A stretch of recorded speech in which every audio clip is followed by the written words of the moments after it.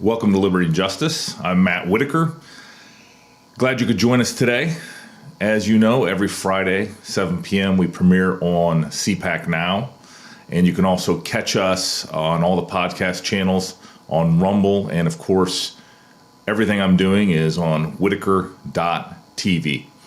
So before we get started, I just wanted to say one thing about the state of our country and the state of our world. First of all, the border is an absolute mess. The crisis at our border is staggering. As spring is here, we are seeing so many people come to our southern border, and this administration seems unwilling or unable to get it under control. As many of you know, in the Trump administration, we had the border flows down to a trickle. A lot of that were because of policies like our Remain in Mexico policy, which was effective. It allowed people to continue to declare for amnesty or for asylum and be adjudicated, but they just had to stay in the safe third country, which was Mexico. In addition, I think many of you, like me, several weeks ago watched the State of the Union address and were staggered by Joe Biden suggesting that his party was the party of funding the police. There are so many examples, and I shared some in a 7-minute video that somebody else had prepared on Twitter. Again, my Twitter is Matt Whitaker 46. If you want to follow me there. Same thing on Truth Social. I'm at Matt Whitaker 46. Nonetheless, I was staggered because so many Democrats and so many on the left have for so long been anti-police. They have not backed the men and women of law enforcement. In fact, they have blamed the men and women of law enforcement for many of the challenges that our society faces. As you know, I am going to be an unwavering supporter of law enforcement. I'm going to back the men and women in blue. It was one of my greatest honors as Attorney General to everywhere I could possibly say it, to say that we had their backs and they had our thanks. And I will forever believe that, and I will support law enforcement, and I will support politicians funding and backing with our hard-earned tax dollars law enforcement so they can do their important jobs. They are our heroes, and they deserve our thanks. Finally, I just wanted to comment briefly on another important issue, and that is the United States of America and the American dream. You know, the American dream is unique to the United States, and there is no French dream or German dream. People don't flock from around the world trying to get their piece of some other country's dream. Everyone wants to come here to the United States and pursue the American dream.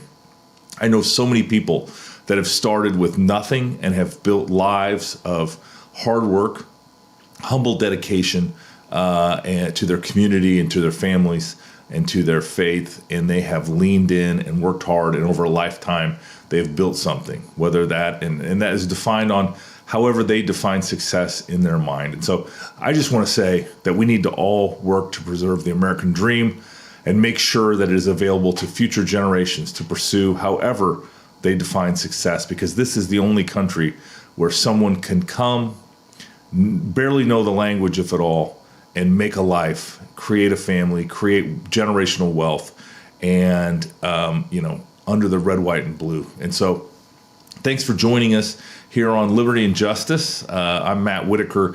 I'm going to play now a recent interview I had with my friend Patel. I think you'll find it very interesting and worth your time. So right after the break, Patel and I talk about what he's working on now. Patel, thanks for joining Liberty and Justice. I'm good, Matt. How are you Thanks doing? so much for having me on the program. Good. I've been looking forward to this ever since I even conceived the idea of a little show. Kind of one of the ideas I had is we never have a platform as conservatives to talk about the good things. We're always, sort of got the media attacking us and loaded questions trying to, sort of make us look bad. But I wanted people to get to know people like you, people that I respect a lot, people that I have a close relationship with, and, kind of hear what you're about and hear what you're doing. Because, you're doing important work out there. So I guess let's just jump into it. we first met when you were working for Devin up in Congress, and you guys were fighting I think one of the most evil people in Congress, and that is the chairman Schiff of the House Intel Committee. Why don't you talk a little bit about those battles, and I guess confirm for me or explain to me why he's not one of the most evil people. Well, I definitely will not disagree with you on that one, Matt. I do think it's sad that we have to joke about a member of Congress, a member of the Gang of Eight, who has access to the most secure intelligence on planet Earth in such a fashion, because as you and I know, we've served multiple administrations. Those positions are supposed to be apolitical, even in Congress. But the fact that Adam Schiff has done nothing than glorify his own ego and politics in that position just hurts America. And hearkening back to, being the chief investigator for the Russiagate investigation under Devin Nunes, and, basically unraveling the biggest scandal and criminal enterprise in presidential election history, the biggest co-conspirator in that was, unfortunately, Adam Schiff, who at the time was a ranking member of the House Intelligence Committee. He took it upon himself, along with guys like Swalwell and company, because Trump was running and then Trump won. It blew up the landscape, and they said, what comes first? Not national security, politics and the media. And nobody had ever heard of Adam Schiff before Russiagate. Nobody had ever heard of Swalwell before Russiagate. And Devin will tell you nobody had ever heard of Devin, really before Russiagate, because the House Intel Committee did its work under the current of politics, because it was so important to for not just Intel, but law enforcement and DOD. And, look, those guys continue to this day to trumpet lies about President Trump. We know he didn't collude. We proved it. We know Hillary Clinton started it, paid for it. Mm-hmm. And we know we'll talk about the corruption at the FBI and DOJ, where you and I served as national security president. You served as the head. And for guys like us to see that politicization could happen from the James Comeys of the world, it was just tragic for me, and sad that, I used to run those programs. I used to run those cases. I used to appear before those courts. And to know that exculpatory evidence can be withheld, to know that false information from sources can be knowingly put forward just to attack a political target, those are things that personify what Adam Schiff was all about and continues to be about. And so you're not going to get a disagreement from me on that one. Yeah, and I guess, I think that's the other thing that a lot of folks, we get so used to it as conservatives, just getting our brains kicked in by the media, being discredited. I mean, this is the thing is like you and I, this is, you were a national security prosecutor, kind of making sure that you were putting the bad guys that wanted to do great harm. I was a U.S. attorney for 5.5 years. And then, we were both chiefs for what I like to refer to as the cabinet of the government. And as compared to the cabinet of the bureaucracy, it's kind of those four fundamental cabinet positions that I think are so important to, really what makes the United States unique. It's justice, it's treasury, it's state, and then, of course, the Department of Defense, where you were with Acting Secretary Miller. And so, I just think, we could talk for hours about all these various experiences, but I think some of this needs to be informed, and people that are kind of new to this or have just stumbled upon, Matt Whitaker and Kash Patel talking about these issues. This is something of which we know very well and have a lot of experience, and can't be dismissed, no matter how hard they've tried to, by their typical tricks of discrediting us with false and inflamed allegations of complete BS. Let's be honest. But so at some point in time, you're up working for Devin. The election happens. And then you decide to come into the administration. I guess I don't remember if it was before or after. There was a lot going on for me personally after that midterm in 2018. So, why don't you tell us a little bit about how you went from Capitol Hill? I guess you were in the executive branch as a prosecutor, then jumped to Congress, and then came back into the administration for President Trump. Why don't you talk a little bit about that process for you? Yeah, the quick story there is I was in executive, as you said, as federal prosecutor, jumped over the Hill. Look, when I met Devin, I met him through a mutual friend, and I was trying to get my mutual friend a job. And Devin approached me and said, hey, you're a former public defender, former federal prosecutor, former intel guy, had some experience at JSOC as a civilian doing targeting. He's like, we got this Russiagate investigation. And at that time, people were like, Russiagate? Like, whatever, right? And he and I were like, Just put gate after it. If it's in Washington, D.C., put gate after it. It's every other Tuesday. So I was like, look, I really, in all honesty, I told Devin, I was like, I don't want to work on Capitol Hill. I have no desire, no offense, to work on the Hill. I just want to go into the White House and do national security work. And one thing led to another, best laid plans, and I ended up running the Russiagate investigation. And at the time we took it on, we were both like, no one's going to pay attention to this thing. We're going to write a memo or report, stick it on the shelf, and off we go. Little did we know. And so after running that investigation... Little did we know, exactly. And, it's best summarized in The Plot Against the President. I know you've seen the documentary and read the book, but I think that best captures Devin and I's involvement in that episode in our history. And then he was, true to his word, helped me get to the National Security Council, where I ran counterterrorism for President Trump, and then ultimately became Chief of Staff of the Department of Defense with a stop in between as the Deputy Director of National Intelligence. It was amazing watching your, again, a talented guy that had a lot of experience, that was much needed talent-wise at the White House and in the administration. And I'm sure that you, on a constant basis, were having bidding wars by cabinet secretaries wanting you on their team. I think the bidding wars were to not have me on their team with some of the cabinet secretaries. Oh, that's not. I know that's not true, but. And so now, you're chief of staff at DOD. That's a massive organization. Talk a little bit about, I like to say, when I was chief and then ultimately the attorney general, that if a decision came to our desk, that just meant that there was 140,000 other people that didn't want to make that decision.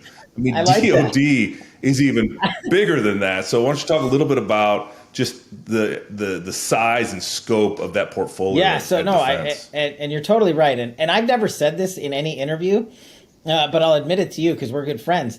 There is no job on planet Earth that prepares you to be a chief of staff at any one of the four agencies we're talking about.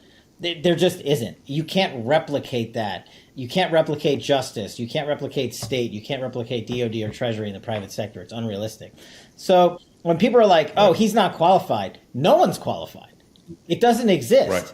And so when I got over there and you sort of understand, having done a stint at JSOC, I had awareness of what DOD was and how big it was, but I was in my JSOC bubble. It's the largest organization on planet Earth. I had 3 million employees, 700.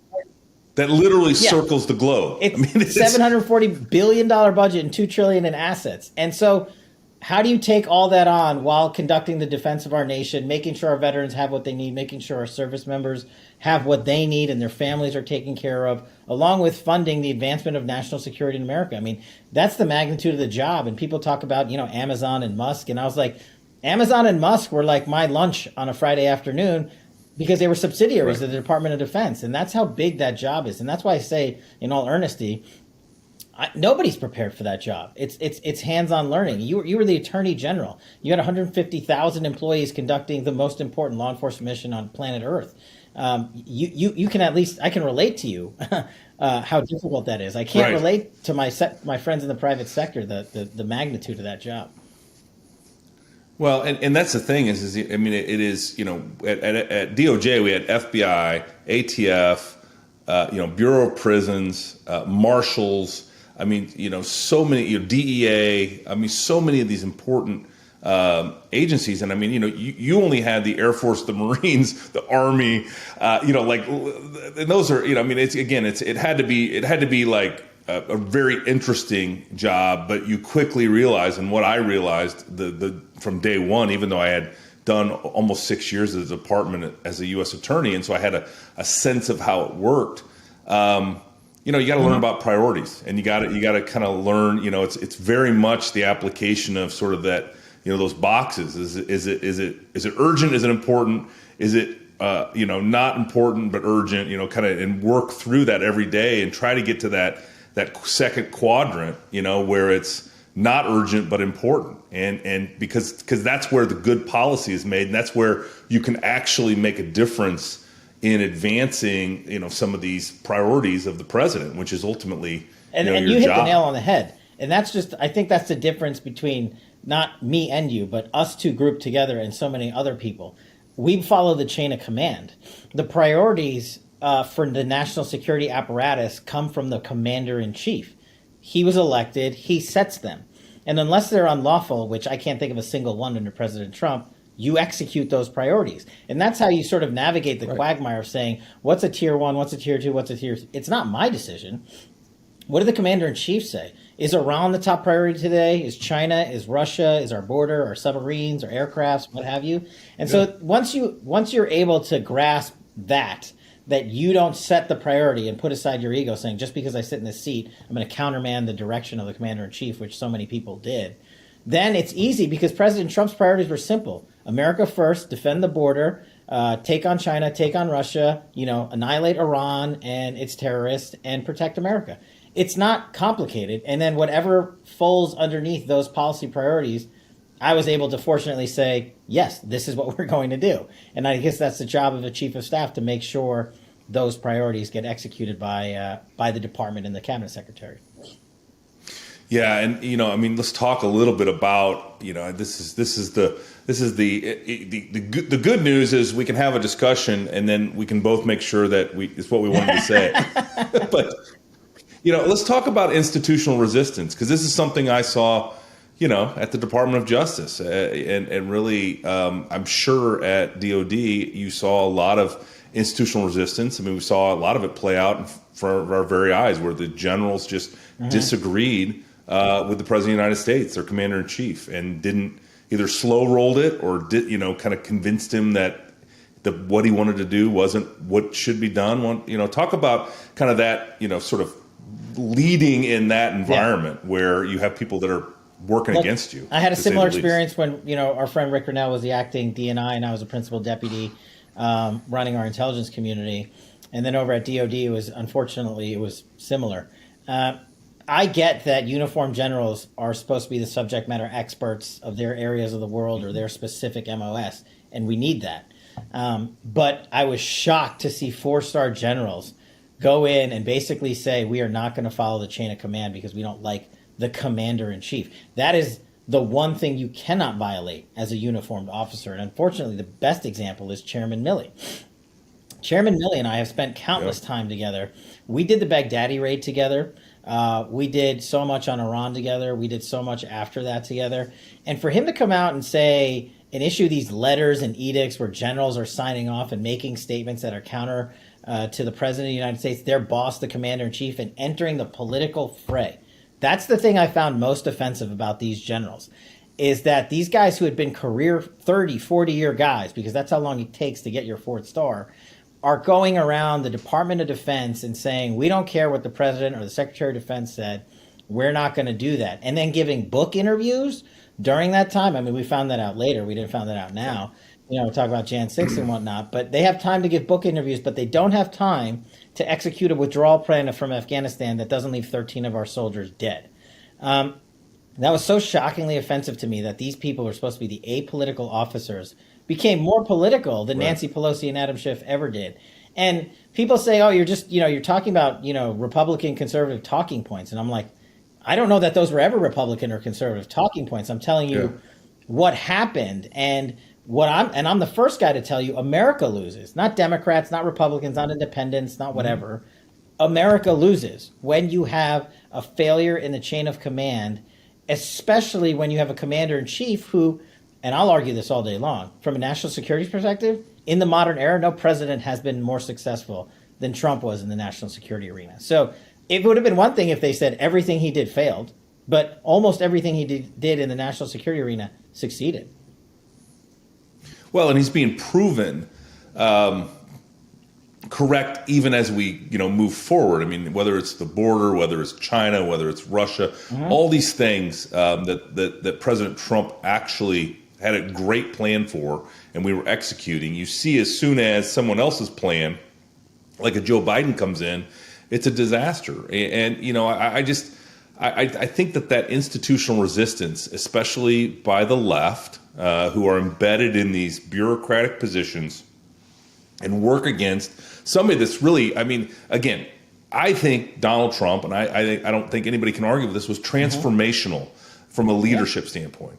He was really a president that came in and said, we got to quit doing business as usual the same way we've always done it, under the guise of, well, these policies are inalterable because these, allegedly smart people in Washington, D.C. came up with these policies. I mean, you just see it kind of at every turn. And I'm sure that the folks at the political appointees at the State Department wanted to bash their head against the wall every day because, I mean, you just couldn't, you couldn't get anything done. Because look, I mean, I remember with the talking points. I went to China as chief of staff. It's the last time I'll ever go to China. I'm sure that if I went now, I'd be arrested. We're not coming to get you. Don't go. And I just think, why we're doing this whole Winter Olympics BS. And I mean, this is Berlin 1936 all over again.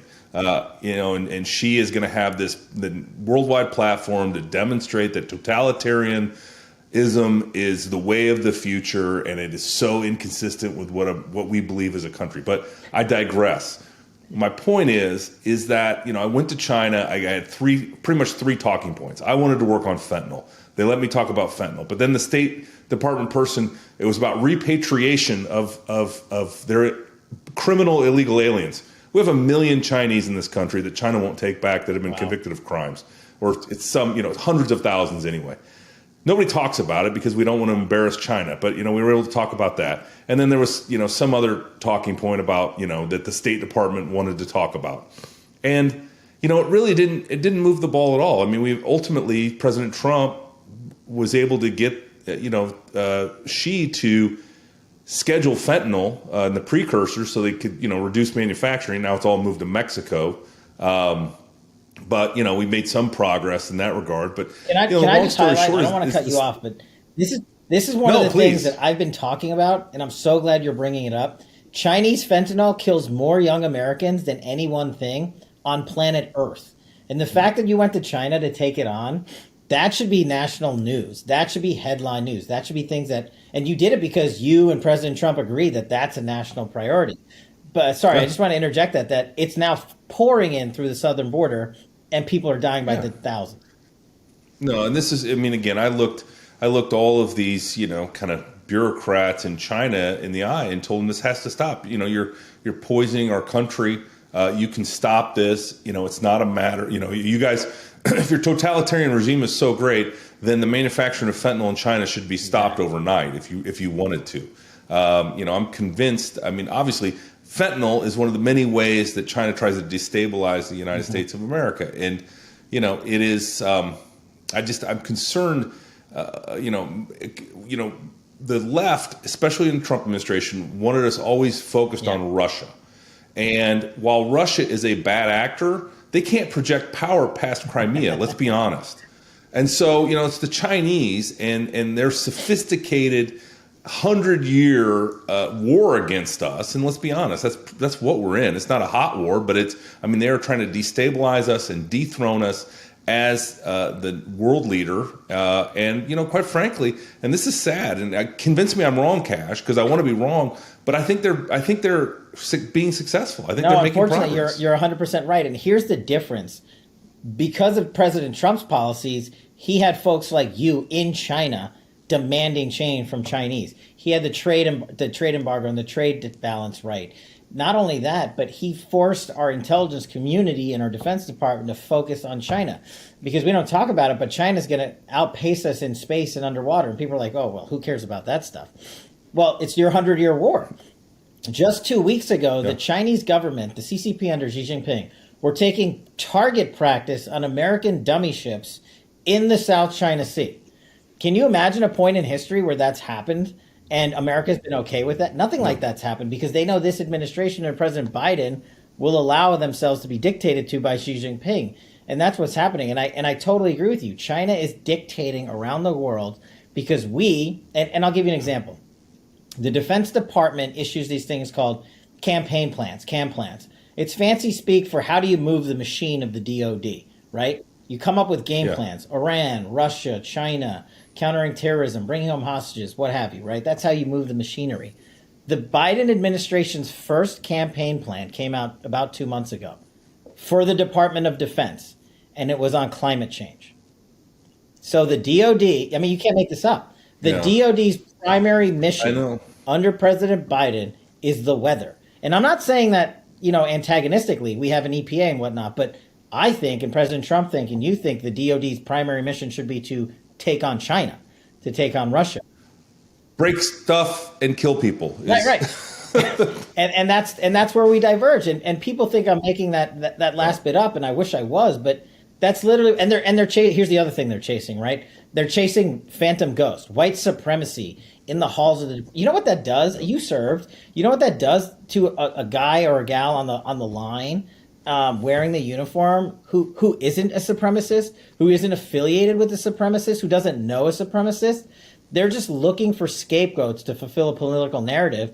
And now you scare the people who were brave enough to sign up for the mission. You scare them away from doing the mission because they're like, oh my God, they're going to label me a supremacist, even though I'm not one, because they need a target. That's absurd. That's outrageously offensive to the men and women. Yeah. The nice thing about something like this conversation is we can go kind of all over and talk about so many things. And you mentioned China, and I have a philosophy on what's happening right now globally, and I think the crisis is you have the Russians essentially on the border with Ukraine, ready to invade, and you have the Chinese ready to invade Taiwan. I don't think either one makes a move without almost coordination to do it at the same time.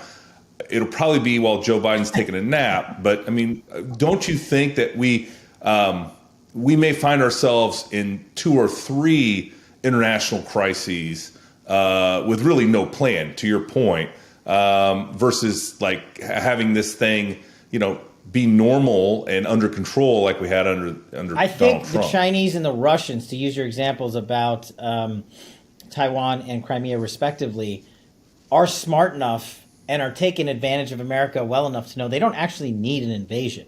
They just need to posture one like they're doing in Crimea, because I don't think Putin's dumb enough to actually go in an all-out war. That would be pretty stupid, especially since it's so close to Europe. And same with what people don't understand about the geography of Taiwan is you can't physically invade it. It's like running into a mountain from the sea and then going up 4,000 feet. You have to conduct like an aerial campaign to take out Taiwan. And I just don't think that's realistic. But where the Russians and the Chinese are outsmarting America because America has reduced the national security posture to focus on the weather, is they know, like Putin did during Russiagate. I mean, that guy spent like 40 grand and caused the biggest political disaster in U.S. history. They know if they posture well enough, if they propagate their media well enough, they can achieve their end result for a fraction of the cost without actually going to war. And I do believe they're smart enough to know that they shouldn't go to war in any effort on Taiwan or Crimea, because that will cause an actual global crisis, not just one with America. But I think they're threading the needle. I hate to say it. They're threading the needle brilliantly from their perspective, and it's harming American national interest. And I don't think the Biden administration is in any way, shape, or form ready to step up, except go to the podium at the UN and say, China, stop what you're doing, which is, no offense, but that doesn't work. Yeah, that strongly worded letter is always effective in these diplomatically sensitive things. It's even worse when you have the chairman of the Joint Chiefs of Staff calling China and warning them that we might attack. But, him going on the phone and saying physically, Chairman Milley calling his counterpart and saying, don't worry, if we attack, I'll actually call you. I mean, talk about the most unpatriotic thing you can do. Yeah, when that story broke, I thought I saw you on TV talking about that, and so I want you to let's set the table. So you're end of administration. The election is over.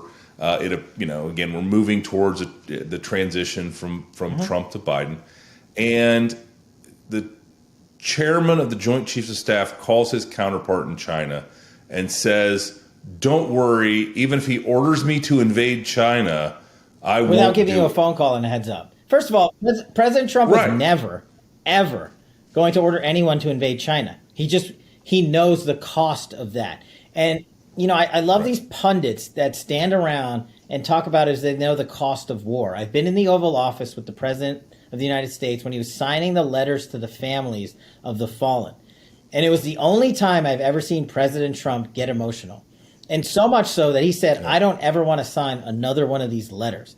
And he was the only president who said we're going to end the forever war. So for Chairman Milley to go out and posture that we're actually going to invade China is ludicrous. All it is satisfying the Democratic narrative and the mainstream media's fake news narrative that President Trump was out of control, which is totally opposite. And I'm glad you brought up transition.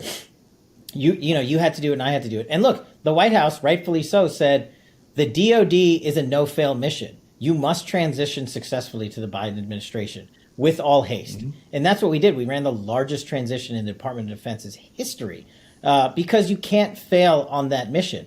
But those stories don't get out there. What they get out there is Chairman Milley's phone call, which he buried from us, by the way. It didn't come out till much later. And the fact that he was sitting down for book interviews, which didn't come out till much later. And he was taking actions without telling the Secretary of Defense or I, and he reports to us. You would think a 4-star general would understand the chain of command, but he only understood it when it was convenient for him. And that's why I have no problem speaking out against him, because the actions he took, I think, weakened America. And the only thing he cared about was, how do I keep my job past Jan 20th? And the way I do that is I have conversations privately with Nancy Pelosi and the Democrats and encourage them that I, Chairman Milley, am going to be the ring of steel, as he has said, around D.C., and make sure President Trump doesn't perform a insurrection or invasion. None of these things were a real conversation because they weren't happening, but it's what the media wanted out there, and he bought into it. And the chairman of the Joint Chiefs of Staff by law cannot be a political figure, and he was more so than anyone in D.C. Yeah, there's just I love these conversations because there's so many things I want to talk with you about.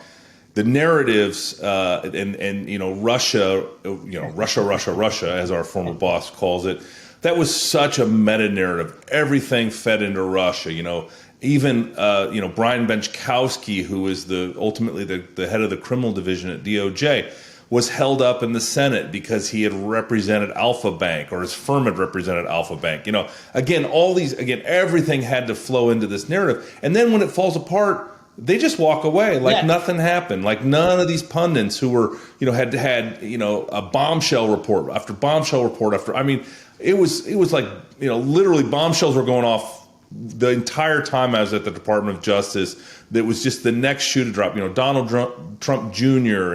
and Eric Trump and it was just one thing after another that never came to fruition, but just chuckleheads on TV, kind of making stuff up and wildly speculating from their sources, who are people that are not in the room, that have no knowledge of anything, and yet are willing to kind of make stuff up.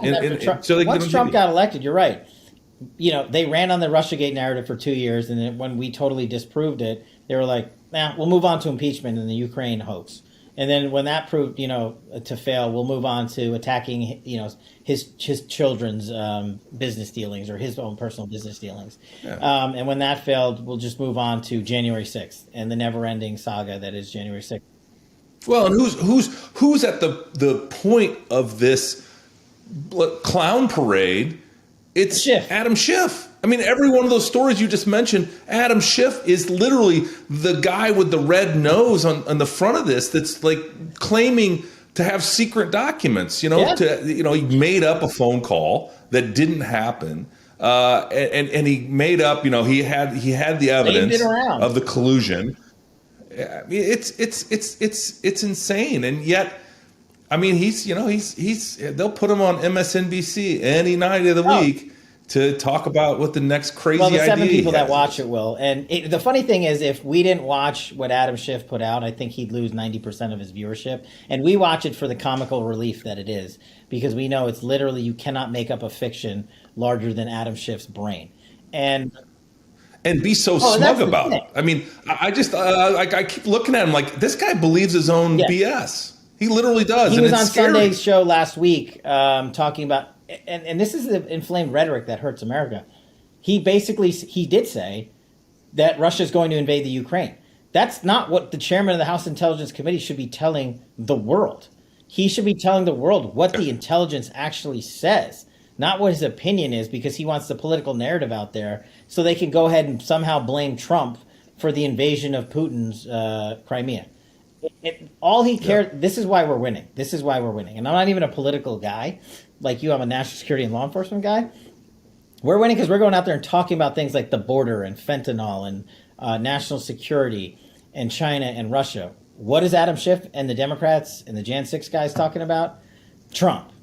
It's Trump. This is Trump's fault. They're blaming Trump. They're blaming Trump. COVID, right? We haven't even talked about COVID or the vaccine mandates or the cure or anything like that. Everything's Trump's fault. And I think finally America's like, you know what?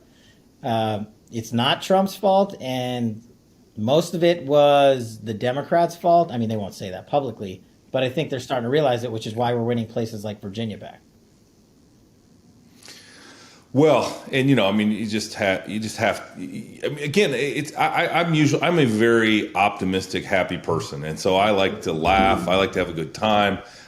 Some of this I don't take too seriously, but at the same time, it's only the future of our republic at stake, and I think about the guys like you and I that have raised our hand that could be quite successful outside of government and politics, but we believe in the mission. I've spent probably almost 25% of my professional career at the Department of Justice, and it's an institution I love. And then I watched Merrick Garland have a press conference where essentially it's just White House talking points to continue to feed this narrative that they don't want to die because it's all they're holding on to right now. I mean, it's They so don't have disgusting. anything else. And 2022, they've all but conceded the midterms are going to the Republicans. And while that's good for us in the country, we still have to do this for 11 more months, which I think is bad for the country because the only thing we're going to, as you pointed out, that they're going to talk about is ad infinitum is Jan 6, Jan 6, Jan 6. It's the only political talking point they have left because they lost the Russiagate talking point. Now, just wait till your colleague, and this is my prediction, I don't know if it's going to come true, but I think it is. Wait till your colleague, John Durham, comes out with some pretty severe indictments over the next couple of months to put the Russiagate narrative, the Russiagate investigation back front and center. Now, the mainstream media won't cover it, but I still think it's the biggest political criminal enterprise to befall America election cycle, and I think it's far from over. Yeah. And it's a shame that the FBI wasn't more skeptical of that, and I really believe that they knew the truth. The senior, Andy McCabe and those guys wanted it to be true. They did not like Donald Trump, and they know that if you could create enough smoke, that you would get exactly what this was, which was a spontaneous combustion of the appointment of a special counsel, which is almost unsurvivable politically, and the fact that Donald Trump fought and fought and fought at every turn to defeat what was a witch hunt. Let's be honest. I mean, there was no predication for the appointment of a special counsel. There just wasn't, and no one could tell me when I was acting attorney general what the predication was. It was essentially the best explanation I ever got was it was a good way to get Andy McCabe out of the investigation, but it didn't because he was still in the chain of command at the FBI. So I don't know.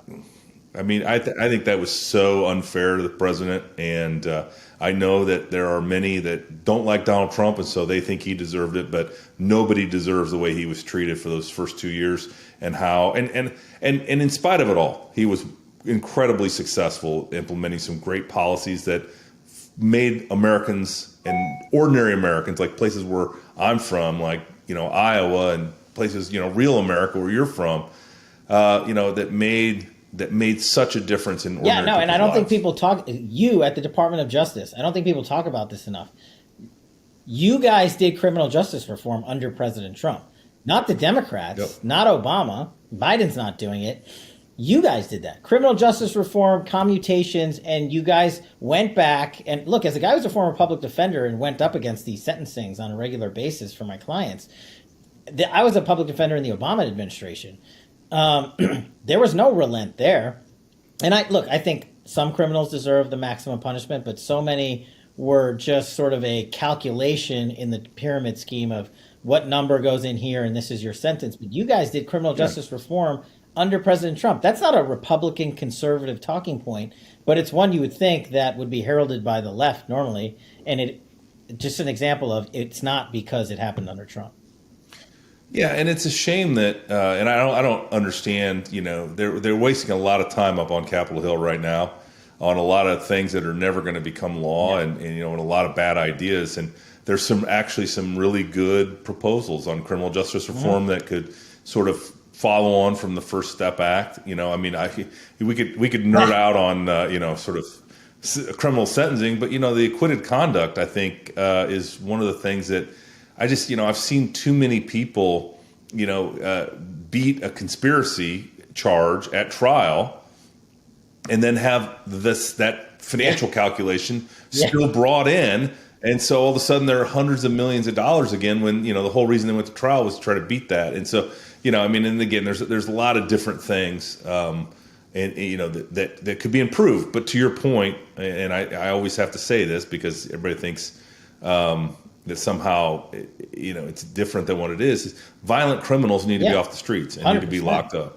And, child molesters and rapists and people that, all these kind of things. But, there needs to be some rational but there is system where we just don't get these crazy, outcomes, and people that are, not going to, offend again and are not going to be a menace to society. And these systems, look, that's a evidence-based approach to reforming criminal justice, which you implemented under President Trump. Fast forward to what the left is doing.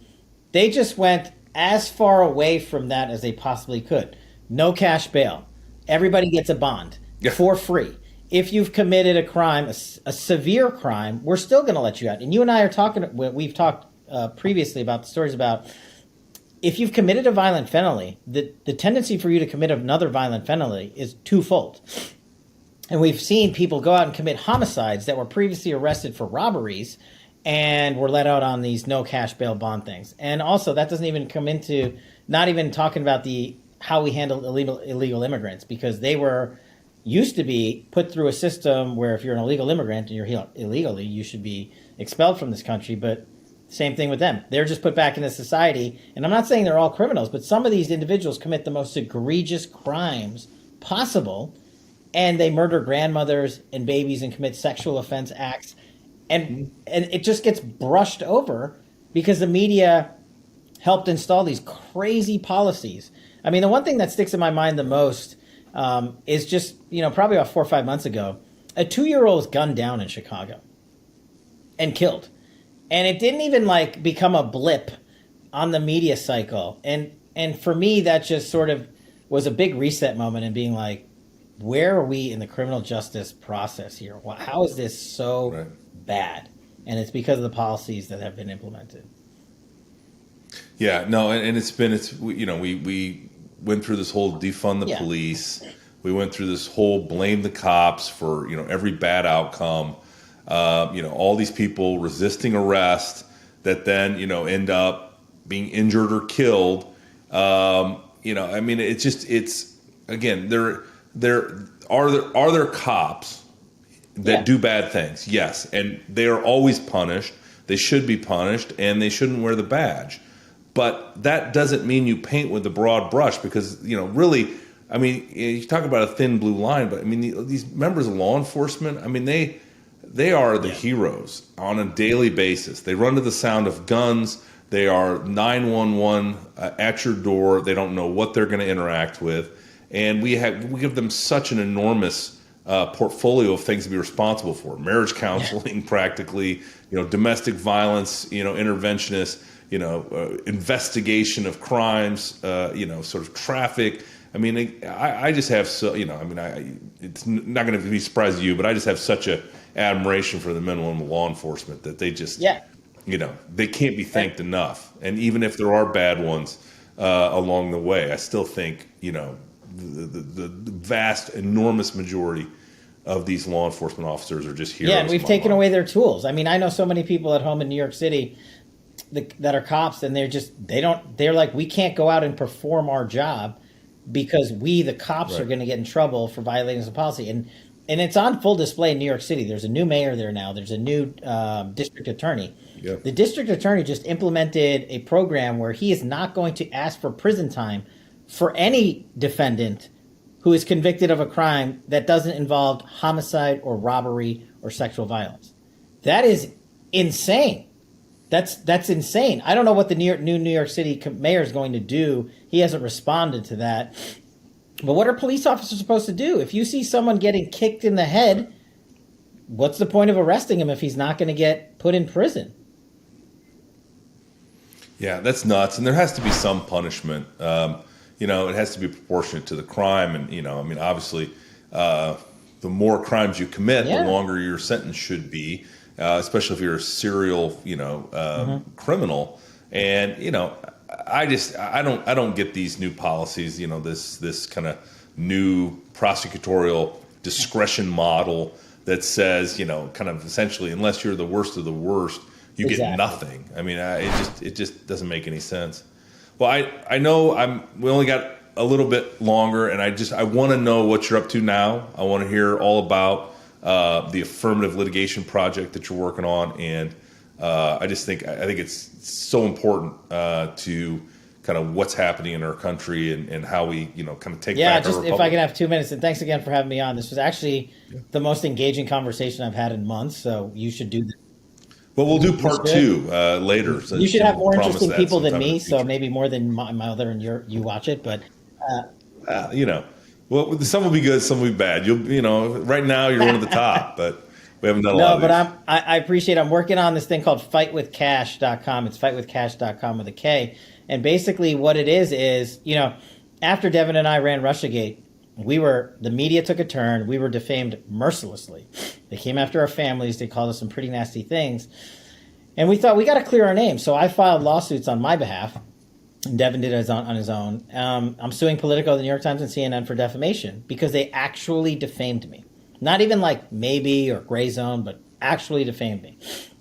And I learned that I'm not the only one that got defamed. And so many people around America, when I go meet them, are being like, hey, I got defamed. I got the platform, but I don't have the money. I don't know how to do this. How do I get help? How do I clear my name? So I said, you know what? I'm out of government. I'll start a fund. I started a charitable offensive trust called fightwithcash.com. We're raising money around the country. And basically what you do is you go to the website, and if you can donate, we'd really appreciate your support. But if you go to the website, you can reach us directly, our legal team directly, with a summary of the situation that you've been put in. And if you have a viable defamation case, we will pay for your legal cost. Full stop. You will not pay a dime. And we will allow you to have your day in court so your name can be cleared. And what happens also as a secondary effect is, and this is, I think, something Devin and I believe in deeply, and I know you do too, is we correct the media. We go out and we hit the media with a monetary silver bullet because that's the only thing they'll understand, and we'll prove to the American public that they were lying about people's good character. And I think that's why we started fightwithcash.com. So I appreciate you letting me support it. And yeah, and you're seeing these cases. You're seeing these cases start to, kind of gain some traction. There's been the high-profile ones, but I mean, this is where the media, I think, has become arrogant. I think they've become too powerful. We've all taken to heart, somebody that buys ink by the barrel, is hard to fight against. But I think to your point, lawyers and the law is on our side when people are legitimately defamed and false, things are said about them. And I think it's such an important cause. And, where are we in some of those lawsuits? I ran into Devin in Iowa several months ago, and, he's been kind of up and down with the courts. But, I think ultimately his case or some of these other cases are going to get to the actual challenge, which is New York Times versus Sullivan, which kind of creates a higher bar than I think was ever intended in the law. Why don't you just talk a little bit about that? Yeah, so Devin's actually doing really well. He actually had a major victory in the appellate courts, in the appellate federal court. Yeah, in the Eighth Circuit. Right. On one of his defamation cases. And my cases personally are getting ready to hit trial posture because we're not taking a knee. We're not taking any settlement from these guys. And we're just out there as an example, hopefully. Like, we're not in it for the money. Like, that's not why we're doing it. But we want to show people that you can get your name back. You can get your day in court. And so we've actually, Fight with Cash already has, I think, 3 to 5 other cases in the pipeline that we're currently reviewing for Americans across the country. And as long as there's a viable legal action, we will take it. It doesn't matter what your background is. what your politics are. And so we got going last year, and we're just looking for more support. And we'll keep you guys updated on our website about all of our latest litigation. Yeah, so that's fightwithcash.com with a cash with a K. Where else can people find you and keep track of That's what you're it. up to? Anybody else on Twitter or Facebook or Telegram is impersonating me. So that's a whole nother story, but I don't have social media. But you can find me on Matt Whitaker's show, Liberty and Justice, if he has me back. That's right. Someday it'll be worth a bunch of money, this episode. Just remember to buy me lunch that day. I will. Well, Cash, thanks for joining us today, and look forward to seeing you in person in the future.